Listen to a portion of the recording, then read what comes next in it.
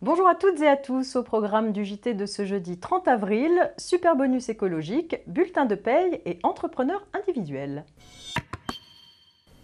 Super bonus écologique. Afin d'accélérer le renouvellement du parc des véhicules les plus anciens et les plus polluants, une prime à la conversion des vieux véhicules diesel peut être attribuée depuis le 1er avril 2015. Il s'agit d'une aide financière complémentaire au bonus écologique qui remplace l'aide de 200 € précédemment allouée. Cette prime à la conversion peut être attribuée à toute personne domiciliée en France qui achète ou loue pour une durée d'au moins 2 ans une voiture particulière émettant peu de dioxyde de carbone, à savoir un véhicule hybride ou électrique. Cet achat ou cette location doit s'accompagner de la destruction d'un véhicule diesel mis en circulation avant le 1er janvier 2001, donc ayant plus de 14 ans. Le montant de la prime est de 2 500 € ou 3 700 € en fonction des caractéristiques du véhicule acheté ou loué. Bulletin de paye à présent.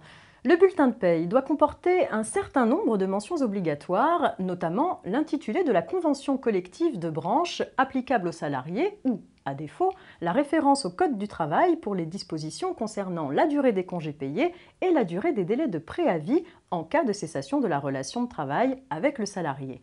Attention! La Cour de cassation a déclaré que l'absence d'information sur la convention collective applicable par l'employeur cause nécessairement un préjudice au salarié.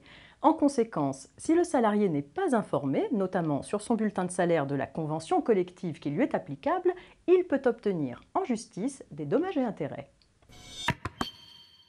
Entrepreneur individuel. Un entrepreneur a déclaré par acte notarié insaisissable un bâtiment agricole aménagé en partie en habitation avant qu'il soit mis en liquidation judiciaire.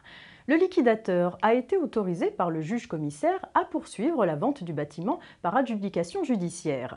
Les juges ont confirmé cette vente car la déclaration d'insaisissabilité est opposable au seul créancier dont les droits sont nés après sa publication et à l'occasion de l'activité professionnelle du déclarant. L'entrepreneur avait des dettes personnelles antérieures à la déclaration d'insaisissabilité qui n'étaient donc pas opposables à certains de ses créanciers. Les juges ont considéré que dans la mesure où il existait un créancier auquel la déclaration d'insaisissabilité du bien était inopposable, la vente du bâtiment pouvait être poursuivie. Mais la Cour de cassation n'est pas de cet avis. Elle a déclaré que l'insaisissabilité de l'immeuble était opposable au liquidateur. Le juge commissaire ne pouvait donc, sans excéder ses pouvoirs, autoriser le liquidateur à procéder à la vente de cet immeuble.